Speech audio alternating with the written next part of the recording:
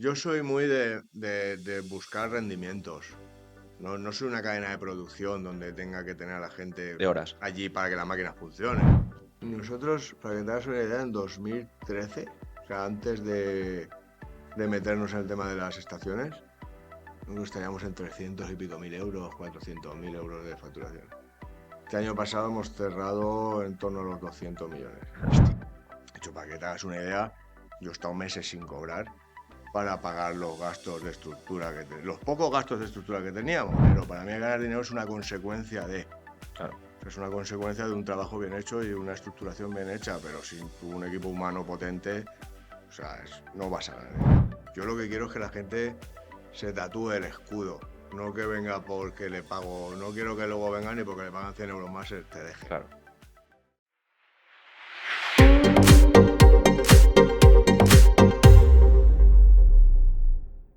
Bienvenido a Generación Empresarial. En este podcast, Joma, hablamos de la parte empresarial de las empresas, empresarios que se han hecho a sí mismos o empresarios que son segunda generación. En este caso, tú eres un empresario hecho a ti mismo. Tienes una empresa, se llama JJ Matriz Capital, la cual es una holding de varias empresas. Sé que tú empezaste tu carrera empresarial hace mucho tiempo, que no empezaste como JJ Matriz Capital, empezaste con InmoKing, si no me equivoco, y estoy muy contento de tenerte aquí. Quiero que nos cuentes un poco tu historia, ¿no? Desde cómo empezaste hasta dónde has llegado ahora. Me gusta el rock and roll, Frank, ya lo sabes. Bueno, buenos días. Yo te agradezco mucho que me hayas invitado. Yo también sabes que si tú me dices, ve, lo dejo todo. Y me has dicho que iba a hablar yo, pero por cómo ha arrancado esto parece que vas a hablar tú más que yo. Ya sabes que yo para callarme tengo que ponerme un bozal. O sea que, Bueno, a ver, yo si quieres te voy a contar un poco porque esto no se construye de un día para otro, sino que realmente es una evolución y una consecuencia de un trabajo diario. Nosotros empezamos, mi socio, Jorge Omar y yo, arrancamos nuestra carrera como empresarios en 2009. Y esto viene debido a una circunstancia que sucede, o sea, sabéis, todo el mundo sabe que en el 2009 estábamos en la mayor crisis inmobiliaria y financiera de la historia. Pues bueno, Jorge y yo trabajábamos desde 2004 en el mundo de la consultoría inmobiliaria. Eh, Primero empezamos en una multinacional que es BNP Paribas y de ahí nos contrató Kinestarch, que era otra multinacional, competencia de esta, cuando viene a Valencia a montar su sede. Y bueno, nosotros con el tiempo nos posicionamos, Jorge como director de logística, yo como director de departamento de suelo, dentro de la multinacional. Era la época del glamour que le digo yo, que era cuando a nivel inmobiliario todo funcionaba a una velocidad de vértigo. Pues nada, vivíamos muy bien, teníamos ahí por aquel entonces 26 años, unos salarios muy buenos, posicionamiento de que no es lo normal ahora mismo con la gente que sale de estudiar, tal cual. que cada vez tiene más problemas para encontrar trabajo, pues nosotros ahí nos encontramos que tuvimos la suerte de que nos metimos en un segmento que se nos dio muy bien y donde pudimos acelerar mucho nuestro aprendizaje porque era un segmento que iba muy rápido. Claro, llega 2008 y esto de irte en verano de vacaciones a las Bahamas a volver y decir, coño, ¿qué ha pasado aquí? Que han cerrado todo, ¿no? Nosotros, nuestra empresa en aquel entonces empieza a liquidar posiciones, empieza a reducir posiciones en España y en 2009 la última delegación que cierran es la de Valencia.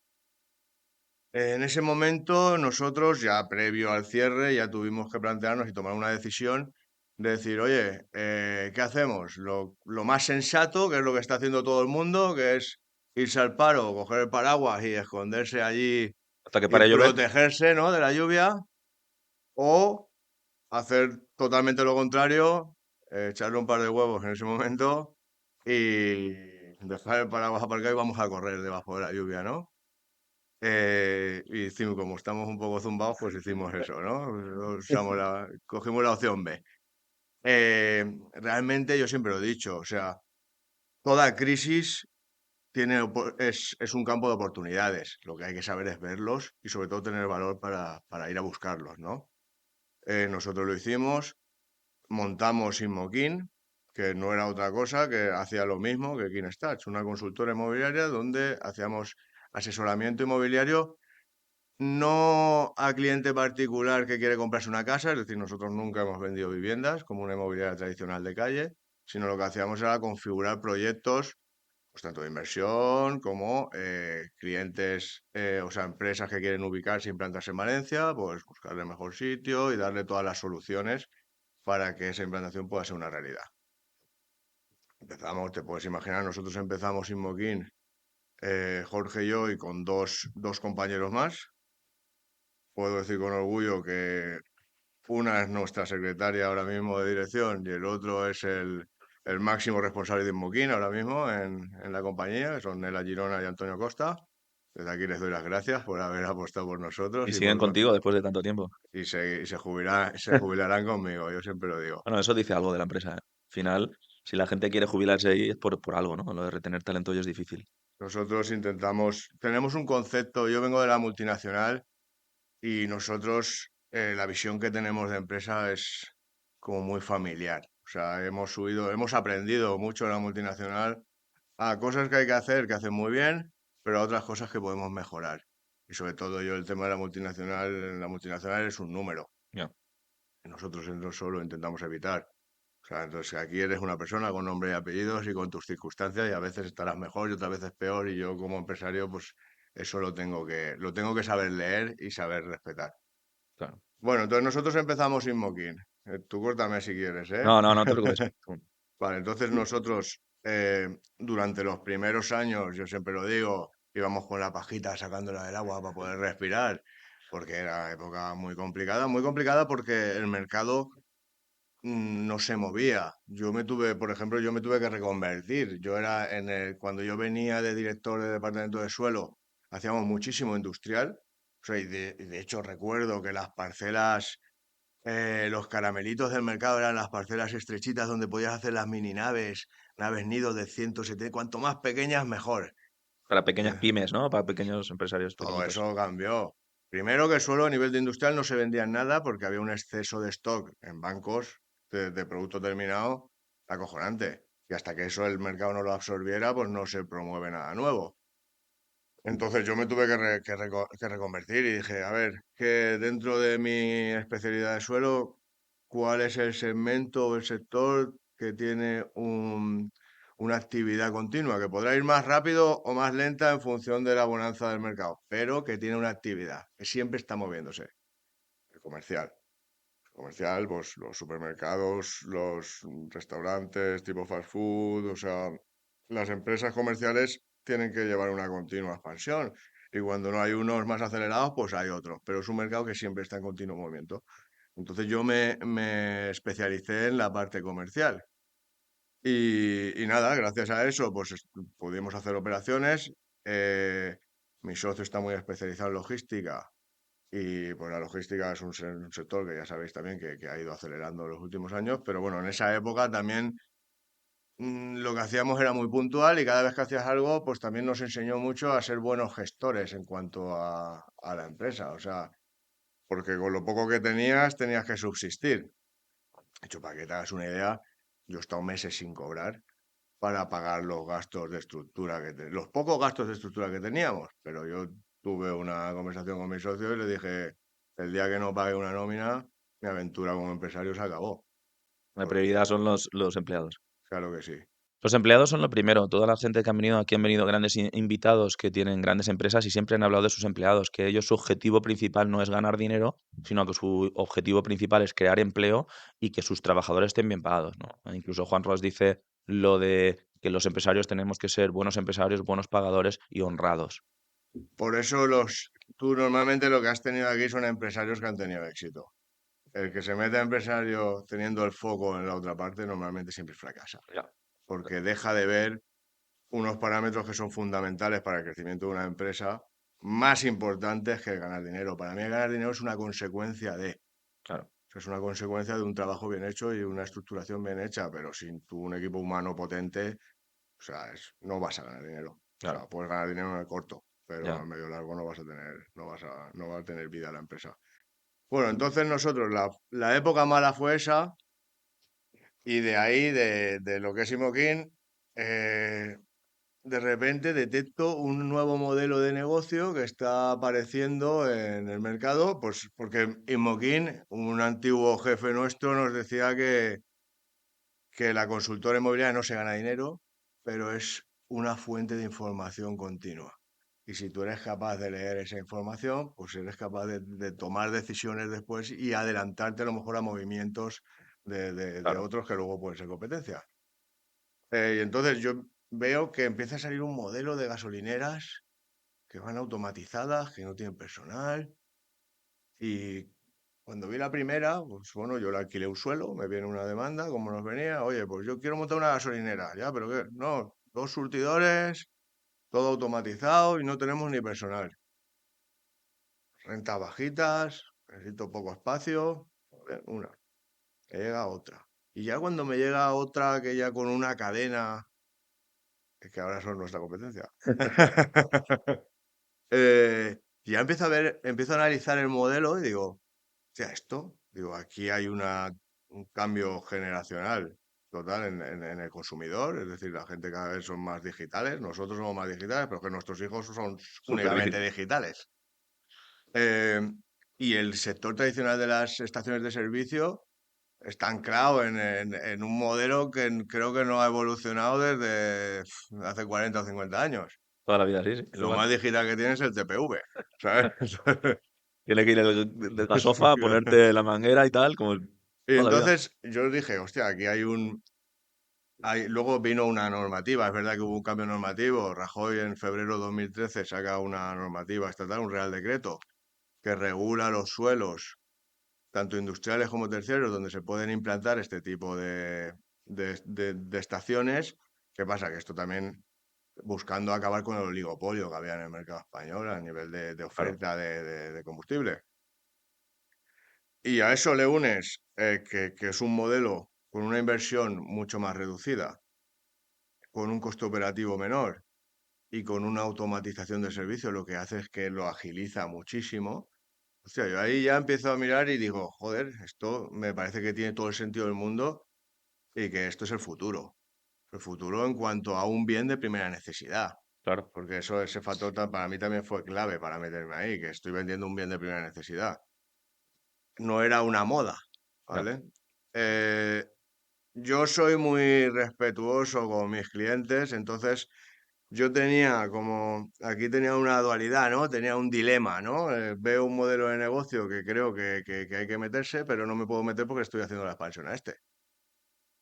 Este en un momento dado me falla a mí en su compromiso conmigo, que no era otro que pagarme mis servicios, y ese fue el detonante, ¿no? Que desde aquí le tengo que agradecer que no me pagara en ese momento No, no hay mal que por bien no y venga, me, y nunca, me nunca. empujara, porque además fue un calentamiento y me acuerdo que fui a mi socio y le dije, he mandado la mierda a este. Y vamos a hacer gasolineras. Y me dice, pues si no tenemos un duro. Dije, no pasa nada. Eso lo busco. Y entonces, No tenemos un duro ni puta idea de hacer gasolineras tampoco, ni de no, vender gasolina. yo sí que tenía mucha idea porque yo creo Ah, que sabías cómo hacerlo porque te habías fijado en el y proceso. para hacer yo bien mi trabajo como consultor y llevarte una expansión de un negocio, tengo que entender el negocio. Porque si yo no entiendo tu negocio, tampoco voy a ser capaz de poder localizar o identificar los mejores sitios Claro, para tu negocio. Entonces yo como en eso también soy, y además ya la había visto que me había llamado la atención el modelo de negocio, sí que te habías informado, ¿no? tenía una parte del proceso muy clara, que es el tema de la expansión y el desarrollo del proyecto hasta la apertura. Lo que no tenía claro era qué coño pasaba una vez abría la puerta, ¿no? ¿Dónde tengo que comprar combustible? ¿Quién son sabes, los proveedores de confianza, etcétera? Pero bueno, que al final cuando tú quieres hacer algo, lo importante es que andes y busques soluciones a todo, ¿no? Claro.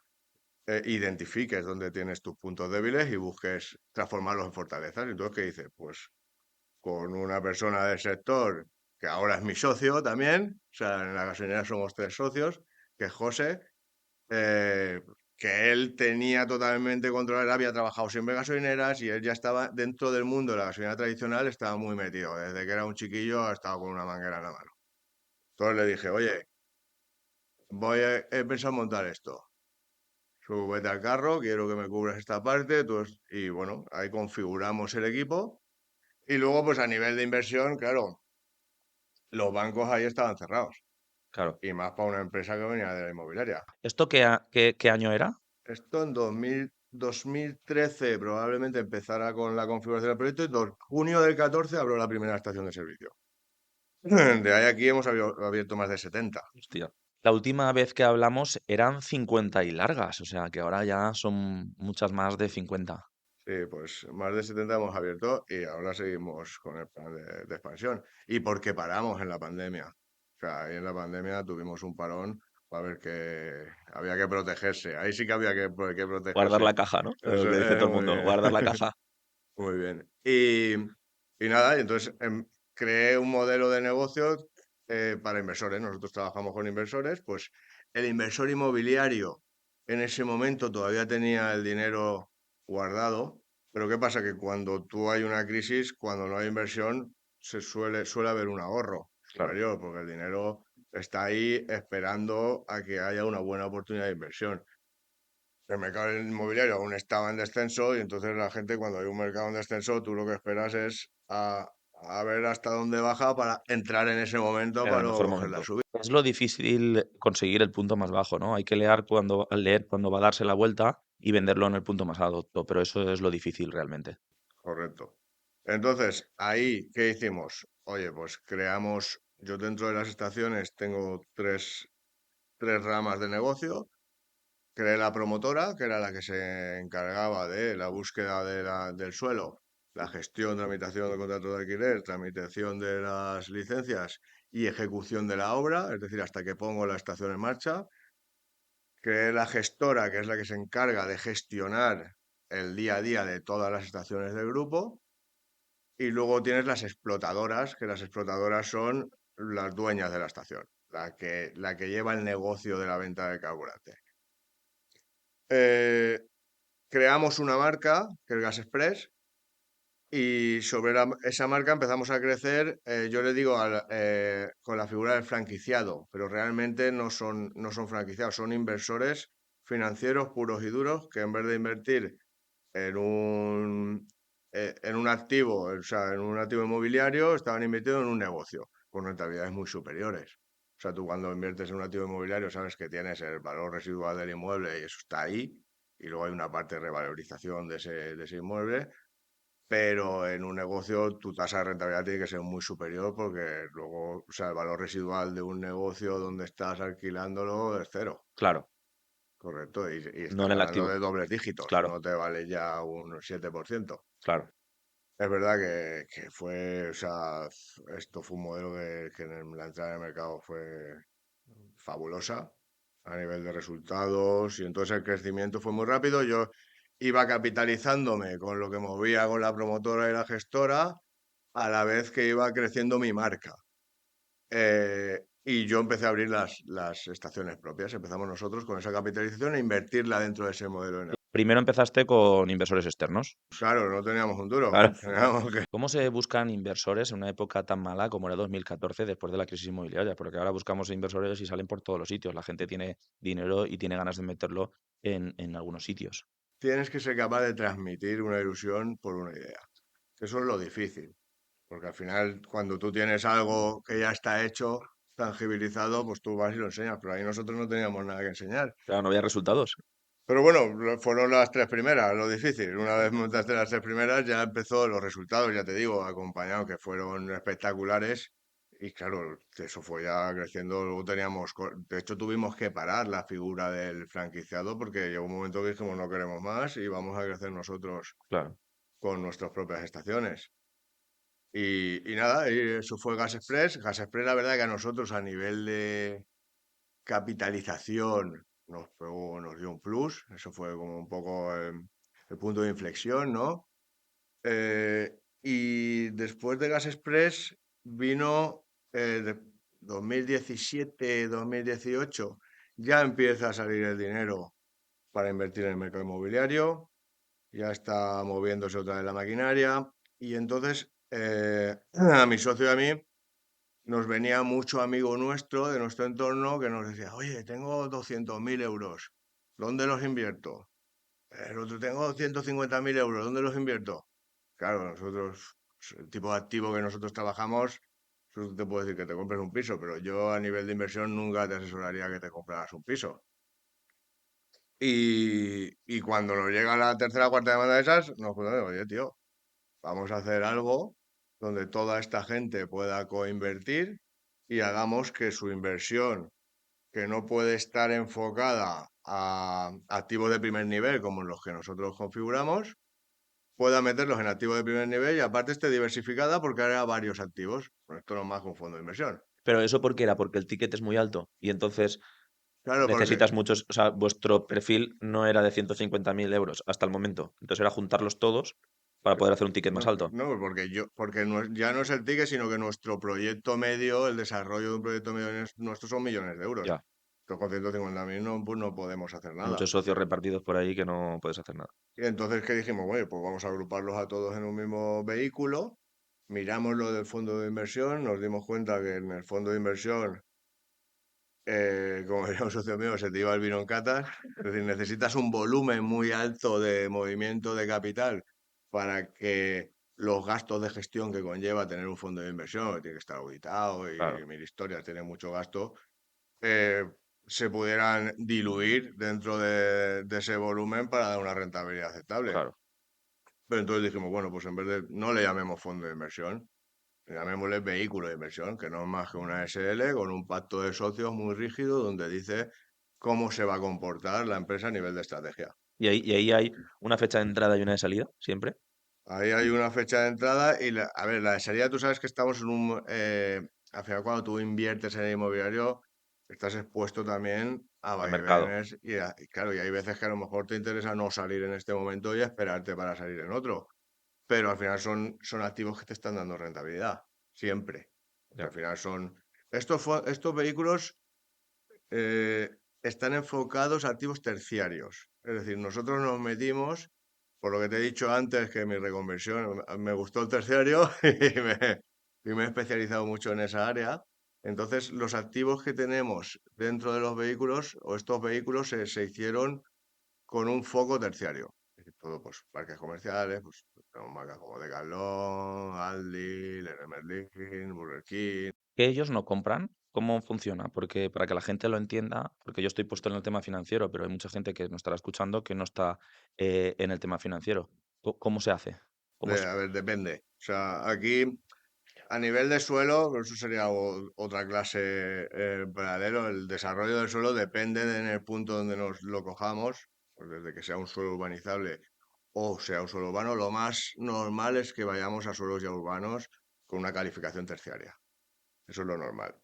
Que ahora en algún caso estamos trabajando suelos que son urbanizables, es decir, que tienen una fase previa Sí, que hay de que hacer el proceso para... trabajo urbanístico para que sea un solar, ¿vale? Solar es cuando ya a partir de ahí tú ya puedes edificar sobre él. Eh, el tema de los operadores depende, o sea, los operadores sí que compran en determinadas ocasiones, y algunos, o sea, aquí hay de todo. Está el que te alquila el suelo, está el que quiere que le hagas un llave en mano, está el que quiere comprar, está el que quiere funcionar dentro de un parque comercial, que necesita tener al lado a un hermano mayor, ¿sabes? O sea, hay mil perfiles, pero ahí está nuestra gracia para configurar proyectos que puedan darle cabida a la Claro, mayoría de los porque perfiles. hay como muchos tipos de negocio que compran, alquilan o alquilan con opción a compra futura o tal, y es un mismo vehículo de inversión donde vende todo, ¿no? Todo el parque este. Nosotros, nuestro core business sería comprar una parcela, eh, plantear un desarrollo comercial con sentido, llenarlo con los operadores y una vez construido y en rendimiento, a los 2 o 3 años, tú has sacado renta, venderlo. Es decir, a mí me gusta generar valor en las inversiones, porque eso es lo que te va a dar un plus de rentabilidad. O sea, si tú compras, tú puedes, dentro de la cadena de valor del sector inmobiliario, hay inversores de todo tipo. Está el que quiere entrar en origen porque le da igual el plazo de retorno, pero quiere generar mayor, quiere unas tasas de rentabilidad mayores.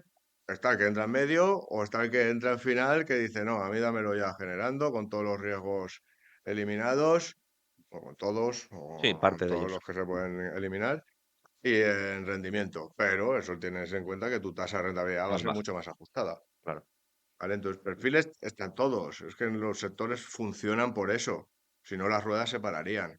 Si tú no tienes perfiles en todos los eslabones de la cadena, Ya, hay un las, punto que falla. claro, se pararían. Para que todo el mundo sepa cómo funciona un vehículo de inversión, porque si no la gente lo metería en un fondo, porque un fondo de inversión tienes una rentabilidad entre un 5 y un 7%. Entiendo que en este tipo de vehículos de inversión tienes que garantizar una rentabilidad más alta.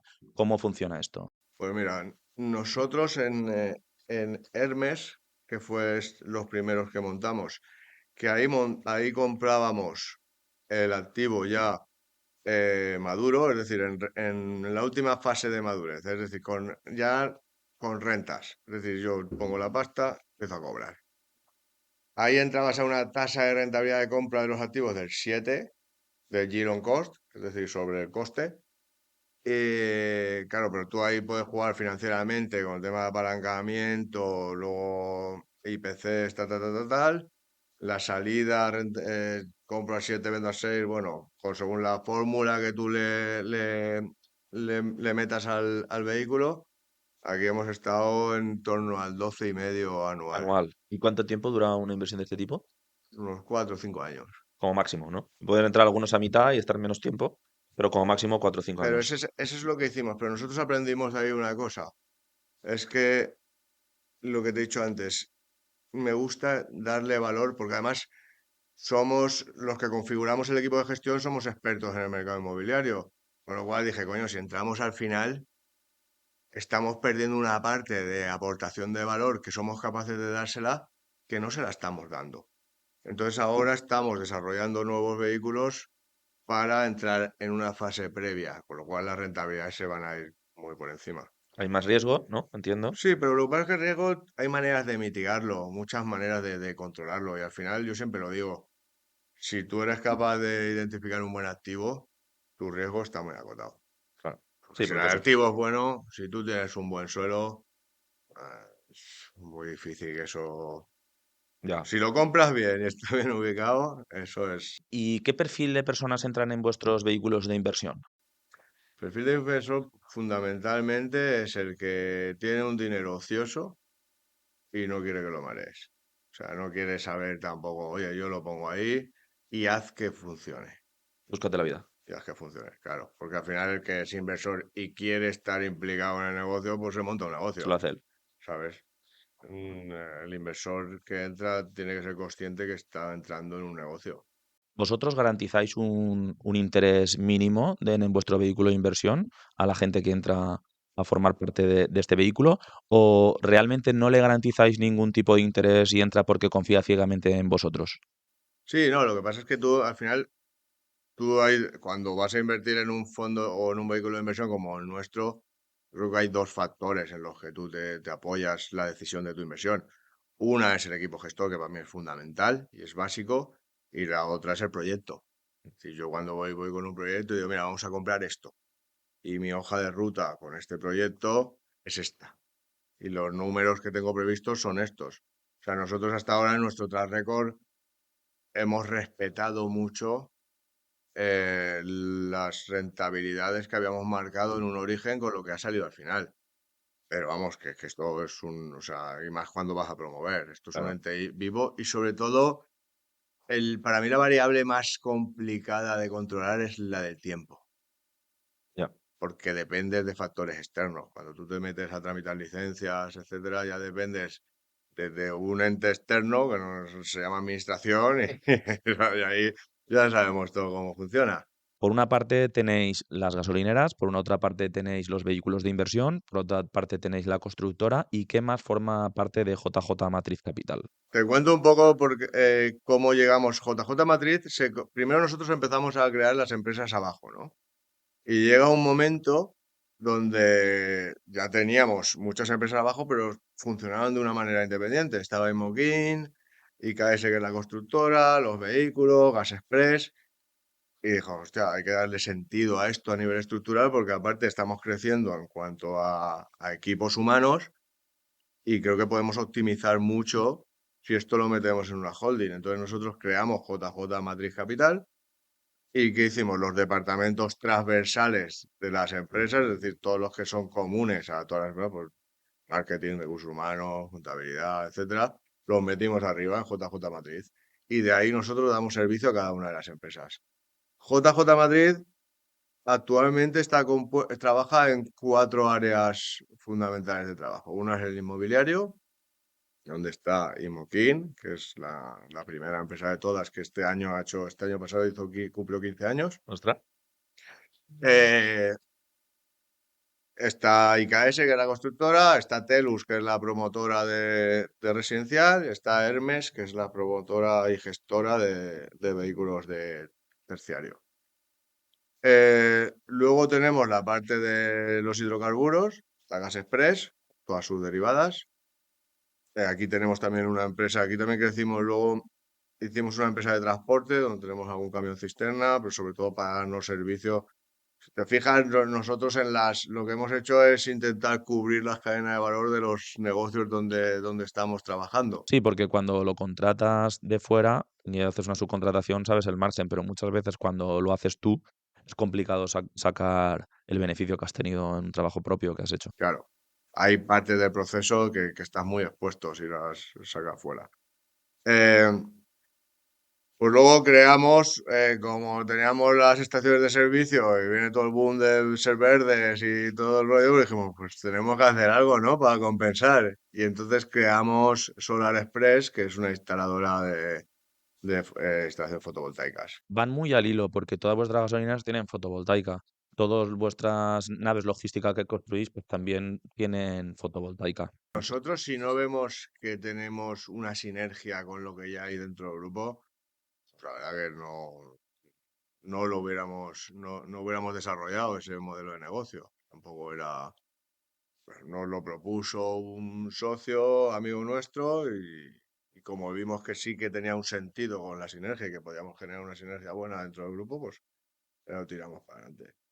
Y ahora ya el último proyecto, que el último del 24 será el penúltimo del 25 porque ahora sacamos algo nuevo.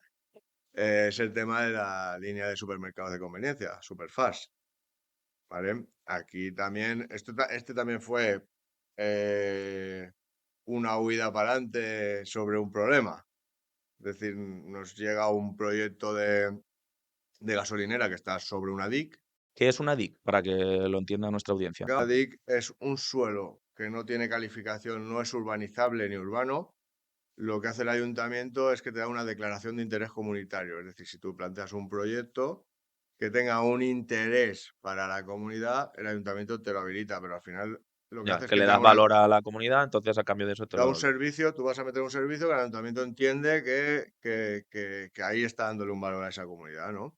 Entonces coge un suelo grande, la edificabilidad es muy pequeña y tú tienes que montar lo que te dice la DIC, no puedes irte de ahí. Entonces ahí está aprobada con un supermercado, una gasolinera, una cafetería y un lavadero.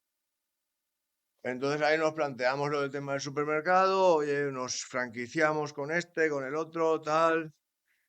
Y en ese impasse, bueno, hice el 15x15, conocí, como tú bien sabes, a Rubén, que tiene una cadena de supermercado. Y nada, pensamos, oye, nosotros no somos de franquiciarnos, somos más de ser franquiciadores, ¿no? Entonces vamos a meternos en el modelo de negocio, apoyados por Rubén, porque claro, pues lo mismo que hemos hablado antes de las gasolineras, Proveedores, ¿a quién compro? expandirlos y ubicarlos, sabemos, pero ¿qué pasa el día que abres la puerta, no? ¿A cuántos proveedores hay que comprarle? Buah, que va, a nada. Y por eso la figura del franquiciador tiene aquí mucho sentido, al que quiere invertir en uno o en dos supermercados. De hecho, mi evolución del negocio es franquiciar después. Lo que pasa es que ahora estoy yo configurándome bien mi modelo de negocio. Es decir, yo antes de franquiciar y meter a alguien a que invierta conmigo en un modelo de negocio, lo tengo que controlar perfectamente y lo tengo que hacer rentable. O sea, y cuando yo lo tengo controlado, entonces ya lo saco al mercado. Y estamos en la fase esa de cocinar. Tenemos 3, hemos abierto 3 este Ah, año. pensaba que uno. abrimos Alfinach Sí, en la sí, sí. gasolinera, pero nos hemos dado cuenta que nuestro modelo no es el de la gasolinera, nuestro modelo es el de proximidad. Es decir, en barrios con mucha densidad y en un bajo finca. Claro. Vamos, y entonces hemos abierto en el centro de Moncada y en Jaume Roig en Valencia. Tenemos tres. Eso es por... Fundamental. Si nosotros no estuviéramos estructurados, no hubiéramos hecho lo que hemos hecho. O sea, pues si cada vez que tenemos que tomar una decisión, nosotros tenemos que montar un consejo, Claro, seríamos porque muy imagínate un plan inoperativos. estratégico de montar 10 en 10 gasolineras y si tienes que cambiarlo y estás montando 10, o sea, y no funciona, pues es un poco esa versatilidad de cambiar. Yo siempre lo digo cuando me siento a una negociación que con respecto a lo mejor cuando voy a alquilar un suelo para una gasolinera, con respecto a mi competencia o algún local para un supermercado, estás con el que tienes que estar. Si tú y yo nos damos la mano ahora, si firmamos el contrato ahora mismo. Eso es No, lo que va a valer. no soy una empresa vertical donde se pierdan los procesos en ese aspecto. Y yo creo que ese es uno de los puntos fuertes nuestros en cuanto a la operativa y lo que nos ha permitido crecer de esta manera. Has hablado de Moncada. Sé que eres un tío muy estratega. Entonces, ¿tienes un plan? ¿Estáis buscando poblaciones de menos de 6.000 habitantes? Porque en todas las de más de 10.000 habitantes está Mercadona. ¿Sois una tienda más de barrio? ¿Qué plan tenéis? Nuestro ticket medio no tiene nada que ver con el de Mercadona. El que quiere ir a hacer una compra grande, evidentemente va a ir a un Mercadona, un Consum, un líder en función de su perfil. Nosotros no, porque en cuanto a tamaño no tenemos, primero no tenemos su tamaño, ellos tienen mucha más oferta que nosotros. Pero nosotros nos tenemos que convertir en ese supermercado donde tú vayas a comprarte las 3, 4 cosas que te faltan, que acabes cogiendo algo más y que sea un mercado de más de día a día. O sea, si tú coges el coche, ya te vas a ir al concepto de supermercado que tiene un parking Claro, amplio y el que coge el coche es el que va a hacer una cesta grande. claro, Pero tú vas andando, pues al final ya coges sabes que poquito. más de 2 bolsas no te vas a llevar. Que además tú piensas que tú tienes la estructura que tienes en tienda, pero luego tienes un back office, o sea, tienes una estructura de gestión central, pues con compras, operativa, marketing, etcétera.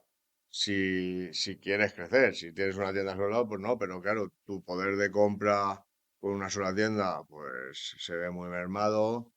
Luego a nivel de crear marca, es que claro, nuestro proyecto era otro, no es el de ir a hacer una tienda, pues nuestro proyecto es como en todas las empresas que tenemos, es ir a volumen, Escalarlo. claro. Y entonces mi proyecto ahora es configurar un equipo de gestión óptimo que me permita tener controlados perfectamente los supermercados en cuanto a los business plan, que sean rentables, y a partir de ahí escalarlo y empezar a franquiciar, para que mi equipo de gestión, mi inversión en gestión también se vaya diluyendo. Porque ahora mismo yo estoy en fase de inversión, crear un equipo potente sin escatimar para que aquello funcione. Yo estoy en la parte de gestión, pero vamos, la clave del éxito de un buen empresario es tener un equipo de mandos intermedios potentes. O sea, y tanto mi socio como yo hemos puesto mucho foco en crear esa estructura de mandos intermedios que nos permitan escalar. A mí me gusta mucho el desarrollo interno, ¿no? La promoción interna. Porque, joder, mi socio y yo empezamos como becarios. Entonces, claro, nosotros eso lo vemos, lo tenemos muy bien visto, ¿no? Y confiamos mucho en que si captas a un tío y lo moldeas a tu forma, joder, eso no tiene valor. Claro. Pero bueno, sabes que eso no es viable y muchas veces cuando tienes que acelerar un proceso, pues por ejemplo, coger una figura de un director de marketing, pues moldearlo te va a costar un montón de años y necesitas a alguien que lo moldee. Claro. eh, pues muchas veces tienes que ir al mercado. ¿Y cómo lo haces? Pues como todo, lo que pasa es que tengas más suerte o menos, porque tú sabes que la gente en las entrevistas se vende muy bien. Ayer leía que un 93% de la gente miente en su currículum. Entonces yo, se me ocurrió el otro día, pensando en mi casa, digo, ostras, ¿y por qué no hacemos una carta de recomendación obligatoria para que el empresario donde tú vayas a ser contratado, que tengas una carta de recomendación de esa otra empresa o de varias empresas para hacerlo, eh, mm, o sea, más equitativo y que con esa carta de recomendación pudiéramos contratar a otra persona? Porque si no, al final te tienes que creer lo que pone en el currículum y muchas veces, pues según dice el artículo, no, el 93% de la gente miente. Yo creo que es mejor empezar con menos, ¿no? Lo de subprometer para sobreentregar y así pues que la empresa esté más contenta contigo que no, que si vas de directivo y luego pues no tienes ni idea de lo que estás haciendo. Yo cuando hacía entrevistas siempre le decía a la persona que venía a ser entrevistada que me dijera realmente lo que sabe hacer, porque no sirve de nada decir que eres oficial de primera en el sector de la construcción o capataz para que entrar con un salario más alto y que luego tú te das cuenta. Yo a la semana sé, cuando cogía de un tío la llana, yo sé esa persona si es oficial o no es oficial.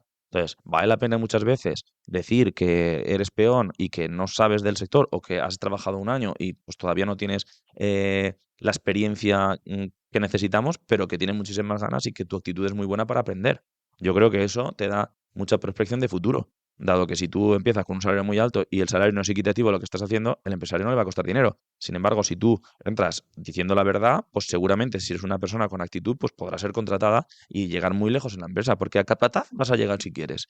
Entonces, lo importante, yo siempre le decía a la persona, oye, di la verdad, porque es mejor y así no nos engañamos nadie. ¿Cómo lo hacéis para retener talento? Porque hoy en día es difícil seleccionar el talento, pero retenerlo todavía más.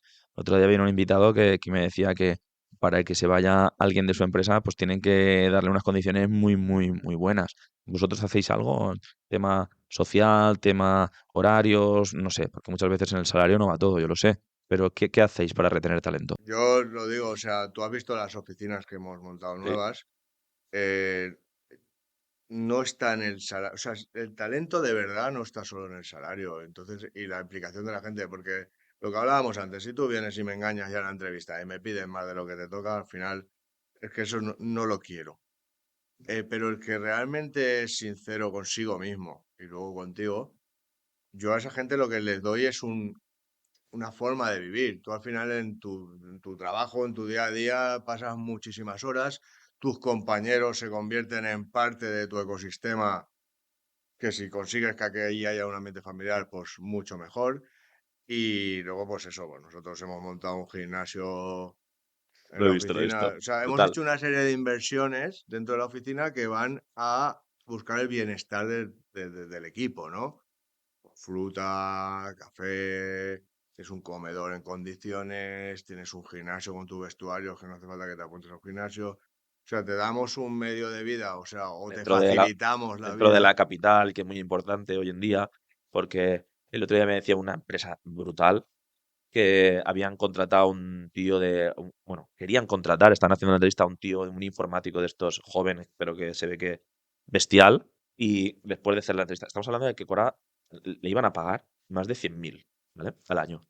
Y el tío dijo que no, porque no podía ir en patinete a la oficina. Es decir, la gente valora unas cosas hoy en día. Bueno, Totalmente. Ha de estar dentro de la ciudad es muy importante, porque ellos están fuera en un polígono, entonces claro, es que no puedo ir en patinete. Y dice, "Hostia, tío, pero si con 100.000 Pues puedes llevar cómprate chofer el coche. todos los días". No, no, pero es que con 100.000 te puede llevar un taxi todos los días a trabajar. Quiero decir, pero ellos, o sea, hay gente que valora mucho y cada vez se valora más ese ecosistema de estar en el clima laboral bueno, estar dentro de la ciudad, se valora muchísimo. Yo creo que cada vez más la gente joven en su vida tiene menos problemas económicos. Entonces, cuando llegan a ese punto, eso no lo valoran tanto como nosotros que te tenías que pedir las zapatillas en Navidad para tener unas zapatillas nuevas. Ahora creo que la gente joven lo tiene mucho más fácil en ese aspecto, porque nosotros empezando como padres, pues eso, al final, si puedes, se lo das, que no sé si lo estaremos haciendo bien o mal. En un capítulo anterior estuvo una chica que es influencer, que tiene su empresa, que la creó en la pandemia. Es una persona que tiene 3 hijos, como yo. Yo sé que tú también tienes 3 hijos o más. Así que es importante para las personas la conciliación familiar. ¿Cómo lo hacéis en vuestra empresa para la conciliación? No, nosotros somos muy, o sea, en eso somos muy abiertos, o sea, y damos mucha facilidad y si tienes que quedarte algún día de trabajar, te trabaja. Yo soy muy de buscar rendimientos, no soy una cadena de producción donde tenga que tener a la gente De horas. allí para que las máquinas funcionen. No, ahora, eso sí, muéstrame tu rendimiento. Cuanto menos te vea, menos historias me vas a poder contar después, porque si yo te veo en tu día a día y veo que las cosas no salen por lo que sea, pues bueno, lo voy a poder valorar. Si tú eres más de teletrabajar y tu día a día no sale, pues luego te va a ser más complicado convencerme de que ha sido por algo externo a ti, Ya. ¿vale? Que no ha sido porque tú te has esforzado un mogollón y no ha salido. Sí, va más por tareas que no por una fábrica de horas de que estén ahí. pero que lo tenemos muy, o sea, yo entiendo, de hecho yo como padre, yo soy, o sea, para mí mis hijos son lo primero. Y de hecho, yo sabes que yo las semanas que yo estoy separado, tengo a los niños una semana sí, una semana no, la semana que tengo a los niños, a mí las tardes son de los niños, los recojo del cole, los llevo al fútbol, los llevo a gimnasia y paso el tiempo con ellos, porque es una parte que yo no me quiero perder. Normal. Y para mí es más... Luego, si me tengo que levantar a las 5 de la mañana para trabajar o trabajar el domingo, lo haré. Pero para mí eso es fundamental, con lo cual entiendo mucho el tema de la conciliación familiar. O sea, no puedo hacerlo yo y Sí, decirte a ti no lo hagas. Además, pienso que es un valor también a la hora de lo que estábamos hablando antes, del bienestar de la gente dentro de la compañía. Yo lo que quiero es que la gente se tatúe el escudo, no que venga porque le pago, no quiero que luego vengan y porque le pagan 100 euros más te dejen. claro. Y luego también invertimos mucho en formación. La gente que está integrada dentro de la empresa, nosotros le damos mucha oportunidad de hacer máster que le paga la empresa, o sea, porque me interesa que te desarrolles conmigo. Claro. Antes hablábamos de las inversiones. ¿Has tenido un problema que te ha costado mucho dinero que dices, ostra, ya nunca más voy a fallar aquí? ¿Has tenido algo que ha sido un reto para ti que dices, he aprendido un montón con esto? Pues ahora estamos configurando un proyecto más ambicioso. O sea, lo que te hablaba antes de que los primeros vehículos de inversión lo hacíamos bajo el formato de una SL, porque ser fondo de inversión tenía unos requerimientos que hacían que los costes de gestión se nos fueran. No se compensaran por el volumen que teníamos de inversión. Ahora hemos cambiado la estrategia y estamos creando una SOCIMI con un mayor volumen de inversión y donde en esta parte inicial de constitución del fondo de inversión estamos hablando con los principales family office de Valencia y con un ticket de inversión mínimo de 2 millones de euros Por Family Office, no mm, por cabeza. por cabeza. ¿Qué ventajas tienen las SOCIMIS? Sí, la SOCIMI fundamentalmente la sección de impuestos sociales. O sea, entonces, No tributa impuestos de sociedades, no, pero tienes que reinvertir el dinero, entiendo. claro. No puedes sacarlo. O sea, Eh, tributas cuando sacas de las SOCIMIS, cuando Eso se es. tributa. El tema que tiene es que si tú eres capaz de mover esa rueda durante un tiempo, le vas a sacar más rendimiento a tu dinero porque hay durante un periodo de tiempo que tú vas a tener más capital para mover. Pero sí que es cierto que luego una vez te sales y vas al patrimonio personal o empresarial de los socios, ahí tienes la tributación. O sea, Claro, Hacienda nunca pierde. ya, O ya. Es sea, decir, tú no pagas impuestos de sociedades mientras tengas dentro de la SOCIMI la pasta que has metido, ¿vale? mientras no salga. Mientras no salga. También es cierto que la SOCIMI te obliga a distribuir el 80% de los dividendos.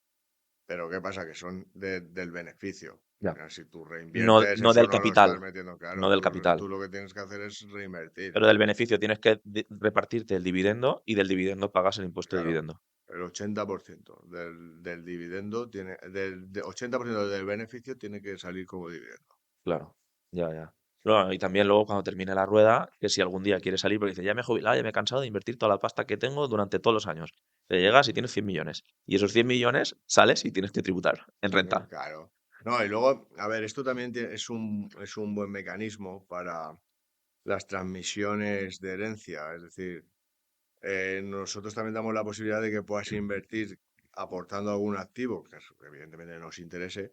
Claro, mucha gente en herencia le queda un activo y lo reparten entre 4 hijos o entre 7 primos.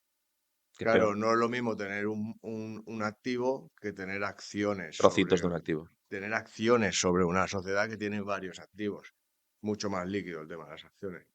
Claro, es como una holding. Al final, si o la patrimonial que hablamos, ¿no? Si la patrimonial es dueña de 200 activos, pues es más fácil tener unas acciones de esa patrimonial que repartir activos de Que forma... tener un trocito de este activo Claro, porque luego tú para transmitir ese activo te tienes que poner de acuerdo con con todos. todos. Tú con tus acciones las Las puedes vendes y transmitir ya cuando está. quieras. Por Mucho más eso, líquido. ¿en qué volumen de facturación estáis a día de hoy? Nosotros, para que te hagas una idea, en 2013, o sea, antes de meternos en el tema de las estaciones, nosotros estaríamos en 300 y pico mil euros, 400.000 euros de facturación. Este año pasado hemos cerrado en torno a los 200 millones. Hostia. De 300.000. Bueno, de cero a Sí, 300.000, de 300.000. Ah, ¿en qué sí, pero época era los 300.000? ¿En qué año? 2013. 2013, es decir, en 12 años de 300.000 a... a 200 millones de euros de facturación. ¿Cómo se hace eso? ¿Cómo se hace? Bueno, trabajando mucho. ¿Cómo ves a JJ Matriz Capital dentro de 5 años? Porque JJ Matriz Capital es la base de todo, ¿no? Es la que está en la parte de arriba. Pues la veo creciendo. O sea, este año ya vamos a sacar un proyecto que algo te he contado, que para mí es un proyecto que personalmente me motiva muchísimo, ¿no? Dedicado al tema del boxeo, con un socio que no te puedo contar más aún, pero dentro de poco lo sabremos, un socio que era mi ídolo boxeando. Hostia. Y nuestra tendencia es esa. O sea, el año pasado nosotros del 23 al 24 hemos crecido a doble dígito. O Hostia. sea, entonces, bueno, no te digo que a doble dígito vayamos a crecer todos los años, o sí. No sé, yo al final no visualizo un objetivo de facturación, sino yo para mí es un objetivo de seguir creciendo como grupo, como empresa, consolidando las empresas que acaban de crecer y desarrollando proyectos nuevos. A ti lo que te divierte es crear empresas nuevas que tengan riesgo. A ti te gusta ir al borderline, ¿no? Un poco como a mí. Porque ¿qué tiene que ver los supermercados con las otras empresas? Bueno, Joma, muchísimas gracias por venir. Sabes la amistad que nos une. Sé el poco tiempo que tienes y lo que has tenido que hacer para poder asistir a este podcast. Creo que es la primera vez que haces un podcast, o sea que vas a hablar para un nicho de oyentes que no estás acostumbrado a hablar. Sé que es verdad que has hablado en la radio, en televisión, en muchas entrevistas, pero un podcast, pues a lo mejor va a un nicho de mercado totalmente diferente. Yo creo que tenemos que estar en el día, así que hoy has hecho un marketing totalmente diferente al que haces normal.